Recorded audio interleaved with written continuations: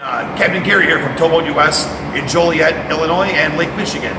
Today we are refinishing one of these Safeboat 25 RBSs. These have a polyurethane hard foam collar on them that come painted from Safeboat by the factory. Sometimes the Coast Guard will redo them. They put extra paint on, so what we have to do is we have to turn this into a red TowBoatUS boat.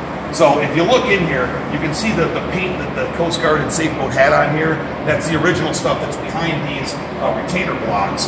So what we needed to do was prep this surface for paint and get the paint put on. So the first thing we did was we sanded it down with a power sander. Then we went at it with a wire wheel. Nikki's got the power sander here. This is a vacuum style random orbital sander.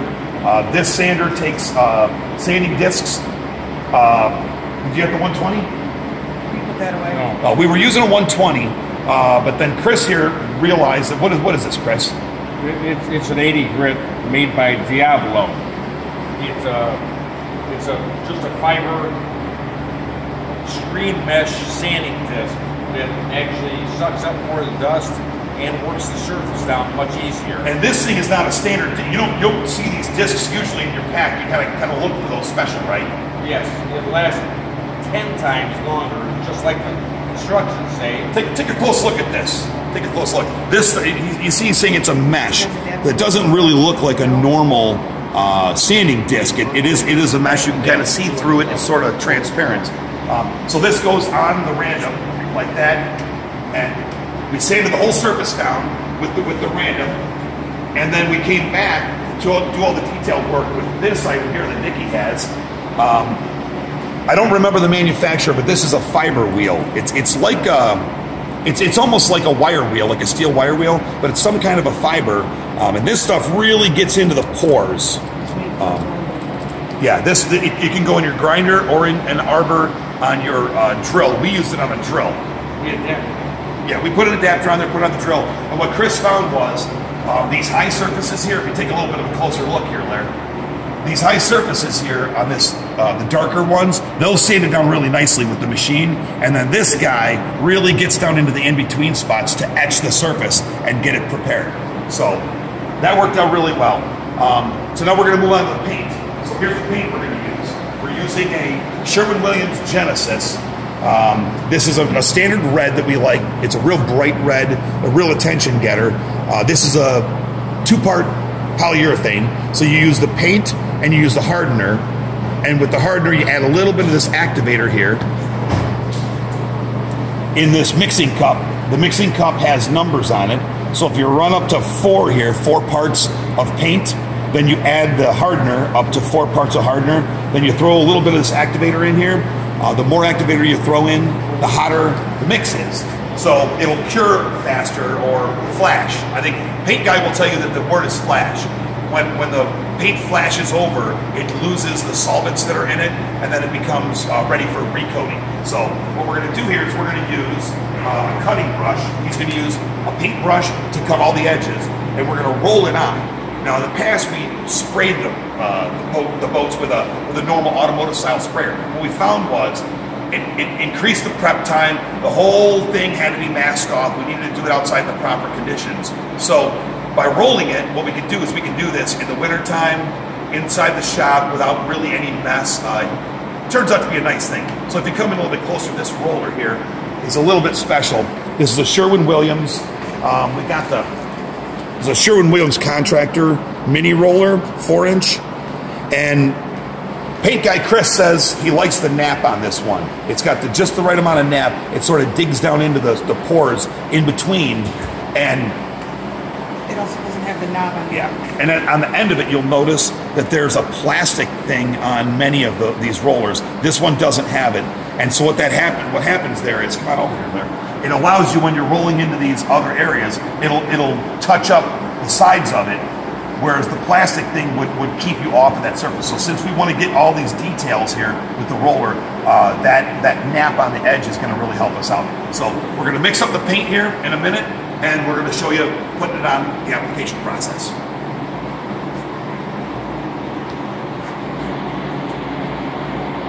Hey, Gary from TowBoatUS again here, continuing the paint job on our Safeboat 25 RBS. So what we're going to do now is we're going to mix our 2-part polyurethane paint, our showroom Williams Genesis. And so Chris is going to do the mixing. Come on over here. We'll take a look and see what he does.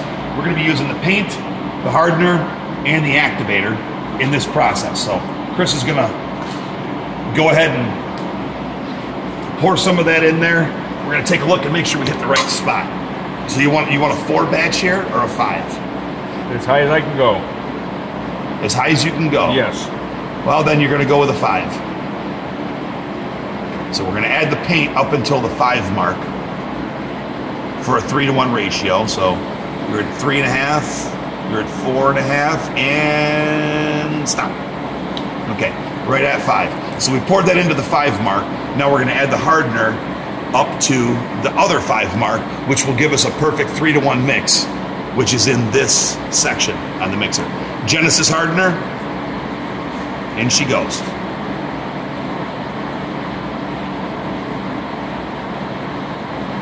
Run that up right there to the 5 mark. We've got a little extra if you need it. There you go. So now he's going to add the activator. You can add a little bit more or a little bit less activator depending on how hot you want the mix to be. More activator will cause the paint to flash quicker and you can recoat faster. Do you want to measure that out, Chris? We've got these little shot glasses we were using. Okay.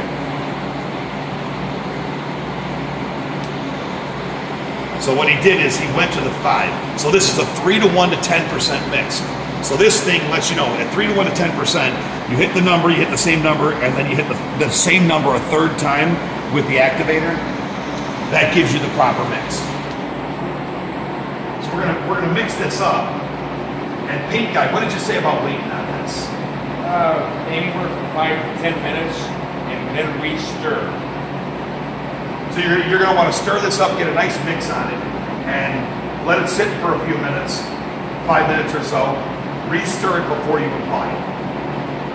And we have a pretty hot mix here, so I think what the plan is to put 2 coats down as quickly as we can. But once we turn the corner on the first coat, we're going to go right back to the second coat, provided, what are you looking for? How do you know when it flashes over? How do you know when that paint's ready to go? As soon as it's dry to your touch. When it's dry to the touch, it's flashed over. Now, you notice we're wearing our rubber gloves to keep the stuff off of our skin.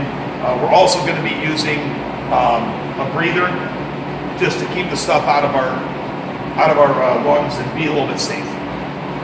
So we'll pick it up in a couple minutes. Hey, Captain Gary here again from TowBoatUS. So we're going to continue with the paint job on this 25 RBS. So we told you before we're going to give it about 5 minutes to let the paint set. We'll give it a remix here. Doesn't take too much. Once it's remixed, we'll go ahead and use our acetone cloth. That's this one, right, Chris? Here we go.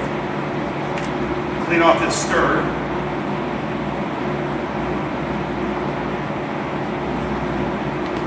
Aluminum stir, which we can reuse. These are great for opening paint cans and all kinds of other good stuff. So we're going to use breathers and safety glasses as we apply this paint. So we're going to dump it in. Chris is going to start with the cutting process, and I'm going to follow behind him with the roller. So here we go.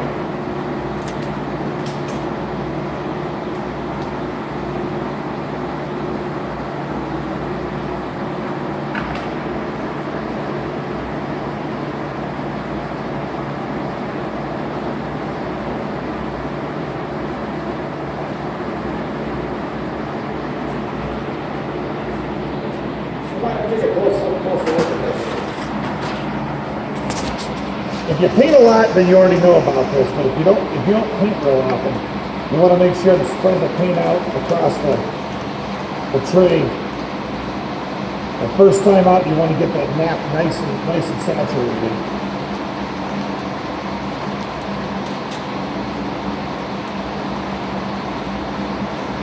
And I can tell you, the first time you go through the boat, it's very easy to tell where you were at. When you go for your second recoat, you want to make some marks mentally at the exact spot you went to, because sometimes it's very difficult to tell where you painted and where you didn't paint. So we're going to be careful to keep that in mind as we go. Well, let's get started.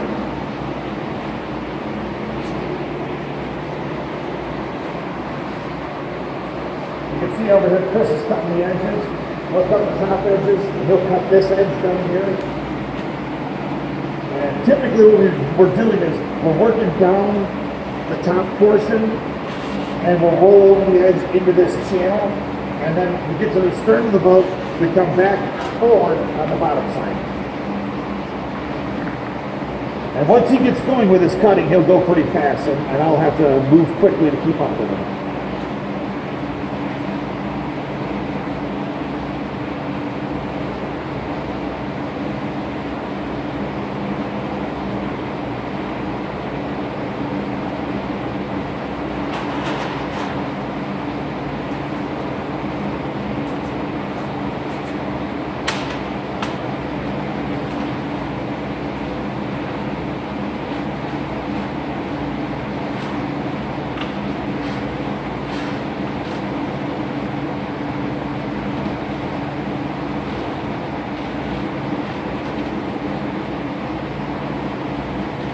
Now, come on over there.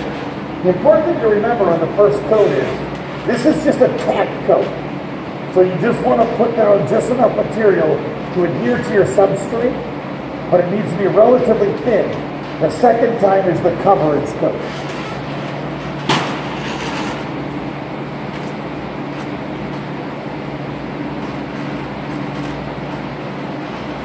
And as you can see, it's pretty easy to tell where you did and didn't paint on the first time.